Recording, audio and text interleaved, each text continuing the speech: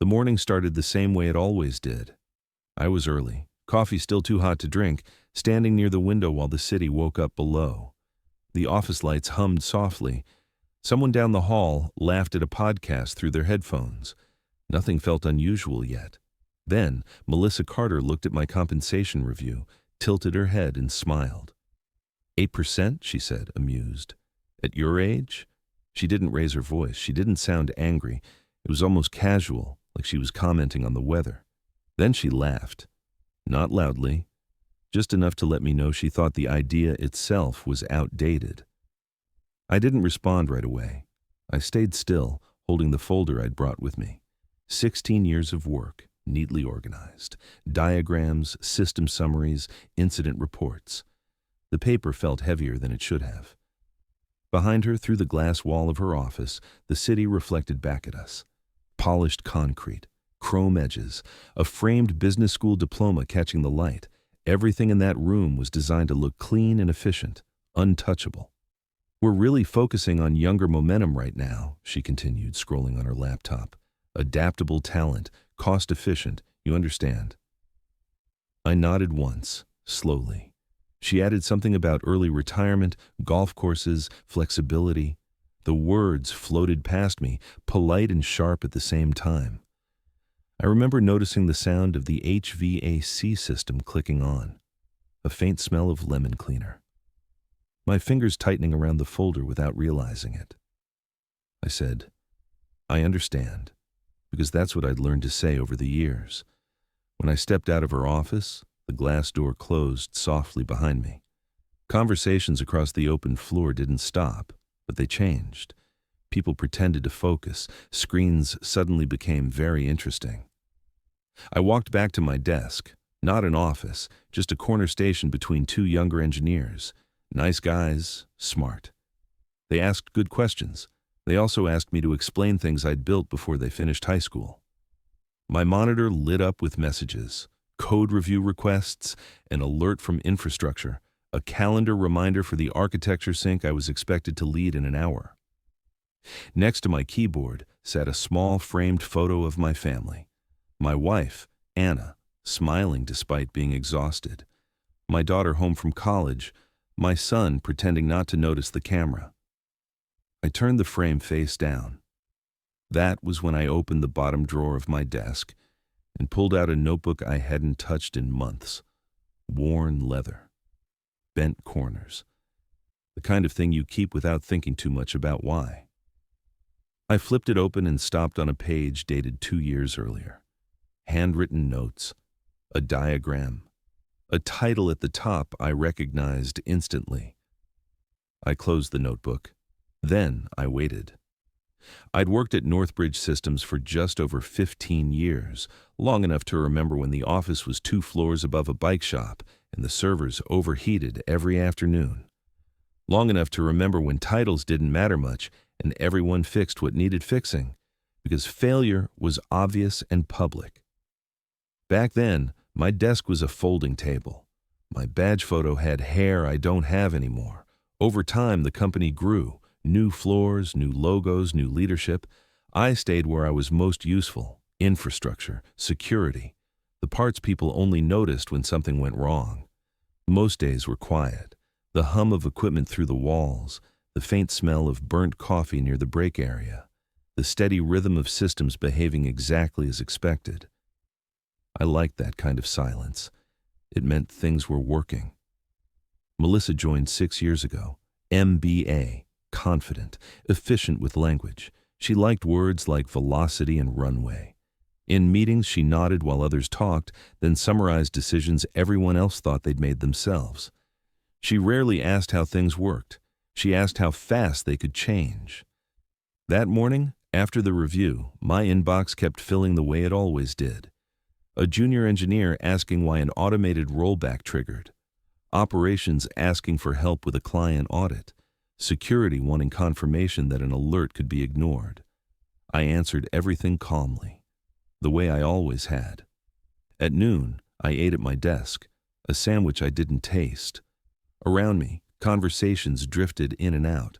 Weekend plans, product launches, someone laughing about a bug they'd just patched around. I opened the leather notebook again. Inside were ideas I'd written down over the years, not company documents, just personal notes, diagrams drawn late at night, processes I'd tested on my own equipment at home. Each page dated, each revision noted carefully, out of habit more than intention. I flipped slowly. There were security models I'd built during a long winter when my wife was sick and I couldn't sleep. Optimization routines I'd tested because I was curious if systems could anticipate failure instead of reacting to it. Nothing dramatic, just quiet work done consistently. Most of it looked familiar because Northbridge was already using versions of it. I hadn't hidden that. I'd shared freely. I'd assumed trust went both ways. A Slack message popped up from finance reminding department heads about cost containment. Another message followed from HR about strategic workforce alignment. The language was clean, bloodless. I leaned back in my chair and listened to the room.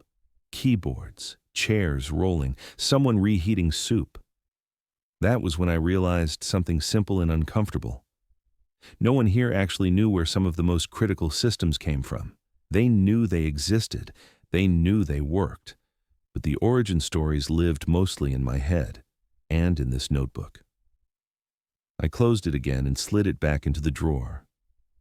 At 3:17 p.m., my phone buzzed with a notification I hadn't opened in months, a LinkedIn message previewed on the screen.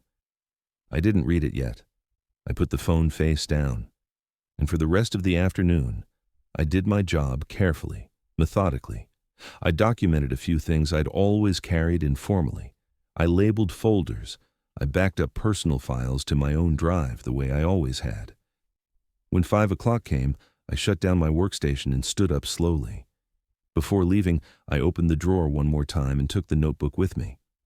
Outside, the air was cooler. Traffic moved steadily. The city didn't seem to notice anything had shifted. I got into my car, set the notebook on the passenger seat, and sat there for a moment without starting the engine. Then, my phone vibrated again. This time, I picked it up. The message was from Daniel Reyes. We'd met briefly at a conference in Denver a couple of years earlier. He ran engineering at a competing firm, smaller than Northbridge, quieter, but known for stability. At the time, I'd assumed his follow-up message was just professional courtesy. I read it now, sitting in my parked car. Still open to a conversation if you ever are. No pressure. That was it. No pitch, no urgency. I didn't reply yet. I drove home instead. That evening followed its usual rhythm. Dinner plates, the dishwasher humming, my wife asking how work went and the careful way people use when they already sense the answer. I said it was fine. Not a lie. Just incomplete. Later, after the house settled, I sat at the kitchen table and opened the notebook again. Same pages, same handwriting. I noticed things I hadn't before: timestamps, version notes, test results, patterns that showed consistency over years, not bursts of inspiration. I wasn't angry. That surprised me. What I felt was clarity. The next morning, I arrived at the office early again, before most people. I logged into systems I'd designed and reviewed access logs the way I always did, quietly, routinely. Everything looked normal. Too normal. At 9:04 a.m., an automated alert failed silently. I noticed because I knew exactly how long it usually took to trigger. I fixed it without announcing anything. Then, I wrote a note to myself about where the dependency lived. It wasn't documented anywhere official. It had never needed to be. At 10:30, Melissa passed my desk and smiled the way people do when they think an issue has resolved itself. At lunch, I replied to Daniel. Happy to talk, coffee first. He suggested a place near the river. Neutral ground, no logos, no glass walls. Before leaving that day, I did something I'd never bothered with before. I printed timelines, not explanations, just dates, development logs, commit histories from my personal repositories, cross-referenced with internal rollout dates, no commentary, just alignment. At home, I laid everything out on the dining table, papers in neat stacks, the notebook beside them, my laptop open to archived emails where I'd shared ideas for discussion that later appeared in production. It wasn't dramatic. It was administrative. The coffee meeting happened 2 days later.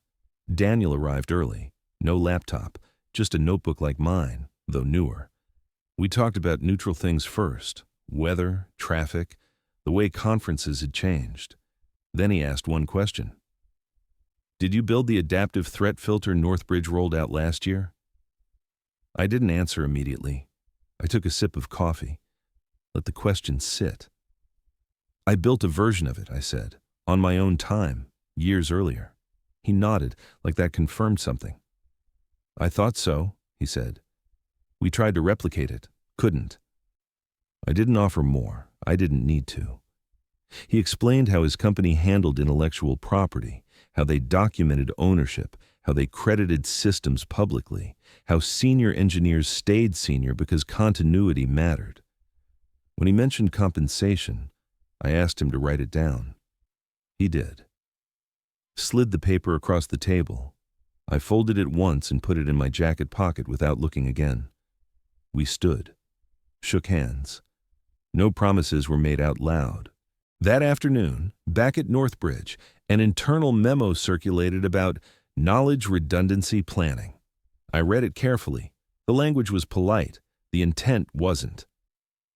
At 4:45 p.m., Melissa scheduled a follow-up meeting for the next week. I accepted the invite. Then I went home, placed the folded paper beside the notebook on my desk, and turned off my phone. I didn't need to rush. The systems would keep running. For now. I slept well that night, not because I felt relieved, but because the noise had finally stopped. There's a difference. For years, my head had been full of small calculations, budgets, patience, timing, loyalty. That night, everything lined up into something simpler. The next morning, I made a short list. Step 1. Separate what belonged to the company from what belonged to me. Step 2. Document everything without commentary. Step 3. Say nothing until asked directly. Silence, I'd learned, only feels passive to people who don't understand process. At work, I moved carefully, not secretly, carefully. I created internal documentation for systems I officially owned, clear, professional, usable. I left out the parts that had never been company property to begin with. No drama, just boundaries. People notice the documentation. They always do when it appears suddenly after years of assumptions. A junior manager stopped by my desk mid-morning, asked where a particular automation routine lived. I gave him the internal reference and waited. He frowned. Something wasn't there. "That component isn't in the repository," he said. "It never was," I replied. "That one ran externally." He nodded slowly, unsure what to do with that information, then walked away without another question. At noon, HR sent a message about upcoming role evaluations. I archived it. By midweek, calendar invites started shifting. Meetings I'd led for years were suddenly optional. Others were added without explanation. I attended all of them. I spoke less than usual. I answered questions precisely. No opinions. No warnings. On Thursday, Melissa called me into her office again. Same glass walls, same chair, same neutral smile. "We're doing some restructuring," she said, "just aligning responsibilities." I listened, hands folded. Still. She asked if I'd be willing to help transition certain systems to newer team members. I asked for a list. She said she'd send one. She didn't. Instead, I received a vague email asking for general knowledge transfer. I replied with a request for scope and timelines, copied HR. That slowed things down. That evening, Daniel emailed me a formal offer. Clear title, clear compensation, clear language around intellectual property, no pressure on start dates. I printed it and placed it in the same folder as my timelines. Friday afternoon, a system alert triggered incorrectly. Not a failure, just noise. I watched the response chain unfold. 5 people joined a call, then 8, then 12. No one fixed it. After 20 minutes, someone messaged me privately asking if I could take a quick look. I replied, "Happy to help on Monday." They resolved it themselves eventually, not elegantly, but it held. That weekend, I organized my home office, threw out old cables, labeled drives, scanned notebooks. I didn't rush. I made tea, let the house stay quiet. On Sunday night, I drafted a resignation letter. 1 page, neutral language, 2 weeks' notice. I didn't send it yet. Monday morning arrived bright and ordinary. Emails piled up. A new calendar invite appeared from Melissa marked urgent. I accepted. Then I closed my laptop and waited for the time to come. Melissa didn't waste time. As soon as I sat down, she leaned forward slightly, hands folded on the desk. The screen behind her showed a paused video call.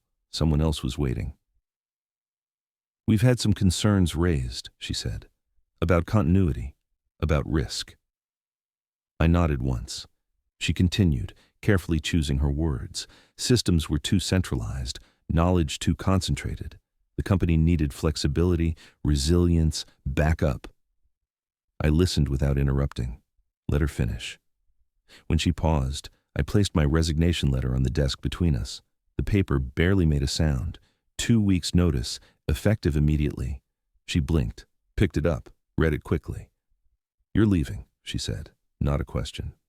"Yes." "Where are you going?" I waited a moment before answering, not to create tension, just to be accurate. "Riverside Dynamics." Her expression changed, not anger, calculation. "That's inconvenient," she said. "They're in active talks with several of our clients." "I know." She leaned back. The confidence from our first meeting wasn't there anymore. She asked if we could discuss alternatives, retention, adjustments, a revised package. I let her speak. When she finished, I said, "The offer I accepted is clearer than anything we've discussed here." She smiled thinly. "They're overpaying. They won't move at your pace once they realize how things work now." I didn't respond to that. Instead, I slid a second folder onto the desk, not toward her, just onto the surface. "Before we go further," I said, "I want to be clear about intellectual property boundaries." Her eyes flicked to the folder. "I've documented which systems were developed under company scope," I continued calmly, "and which were not. There's no dispute if we follow the timelines." She didn't open it. Not yet. Behind the glass, people were starting to notice the meeting running long. She asked if I was threatening legal action. "No," I said. "I'm defining reality." There was silence after that. Not uncomfortable. Just empty. Finally, she stood, walked to the window, looked out over the city like she always did when thinking. "We'll need to involve legal," she said. "That's appropriate."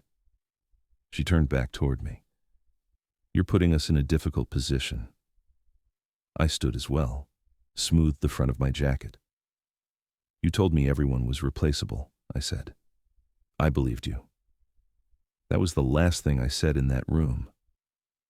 I left the building 10 minutes later with my access still active, my notice properly filed, and no raised voices behind me. In the parking lot, I sat in my car and placed my phone in the center console. Then I waited. The first call came 3 weeks later. I was already settled into my new office by then. Same kind of desk, same kind of screens, different atmosphere. People here asked questions before making changes. They wrote things down. They waited for answers. The call was from Northbridge's legal department. Polite, measured. They wanted clarification around ownership, around timing, around scope. I told them I was happy to provide documentation, nothing more. I sent them the timelines, no commentary, no opinions. Just dates, commits, hardware logs, emails, and access records. Everything clean, everything verifiable.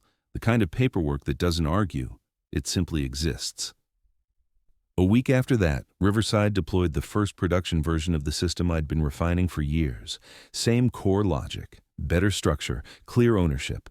The performance report spoke quietly.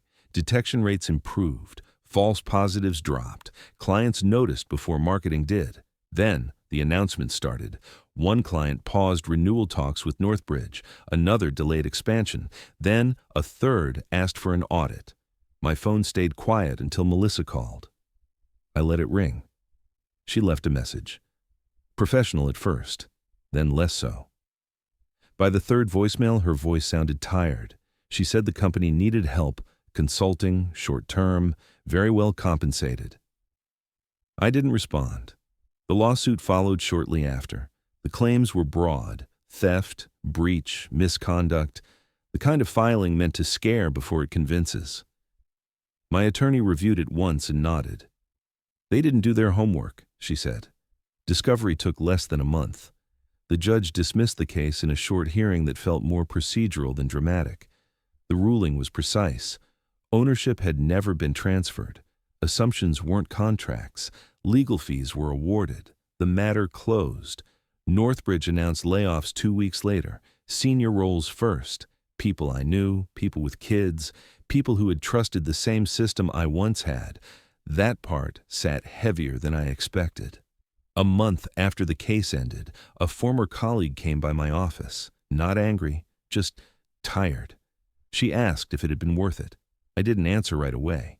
Instead, I showed her the list of open roles we'd created: transitional contracts, advisory positions, training support, quiet ways to help people land on their feet without pretending nothing had happened.